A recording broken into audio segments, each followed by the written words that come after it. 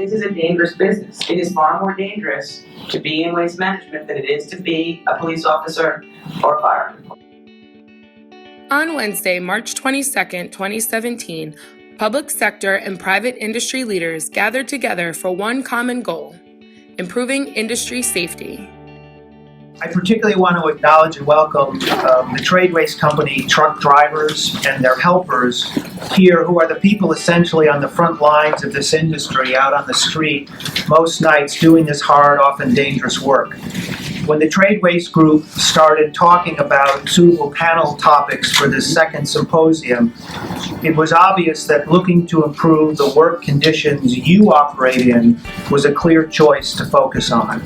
For this industry, you literally are where the rubber meets the road. Solid waste can be dangerous work, and employers have a responsibility to make sure that they're providing safety training and information to their workers to reduce accidents and prevent accidents and injuries. The companies that are successful, the employers that are successful, are engaging their workers. They're getting their workers to understand that they need to change their unsafe behavior. And our job at Aswana is to help all waste employers and employees, public sector and private sector, New York and even New Jersey, to reduce accidents and injuries, because our goal is to get the industry off that list of the 10 most dangerous jobs in the United States. And we won't rest and we won't stop until that happens. We're going to talk mostly about combating terrorism and what you guys can do to help to fight against that and to help make everybody in the city safe. Combating terrorism is extremely difficult, as terrorist tactics and means of communication are constantly changing. The best way to combat terrorism is a whole-of-government approach where federal, state, and local intelligence and law enforcement collaborate.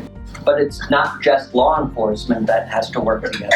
Everyone needs to and can participate in order to successfully combat terrorism at home and keep us all safe. Today, our panelists are going to address this issue and give us all an education on what to look for and what to do if you see it.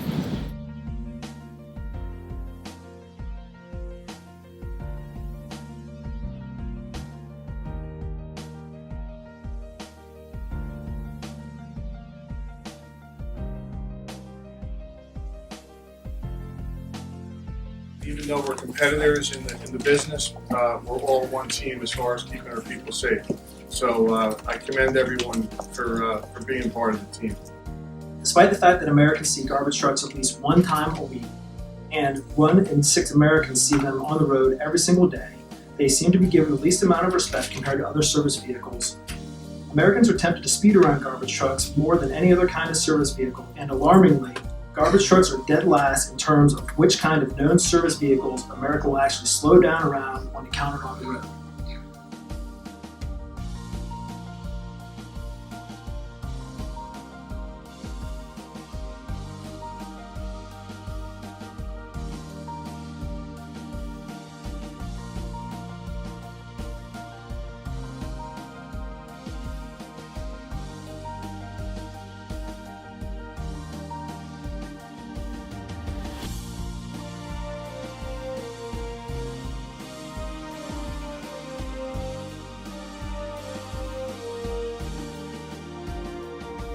It really is more than even a culture. It's about relationships. And we built a program around just that. With Waste Connections, we were all taught and empowered to have it come from within you, to care for your people. If you show somebody that works for you that you care about them, legitimately care about them, we do. But when these people see that you really, really care about them, you're doing something wrong, we want you to be safe and go home to your family every day, they get it. It starts to turn the whole culture, if you will, into first-line employees, drivers, helpers correcting each other. Hey, that's not a real good idea. You should think about doing this a different way. It really, really works.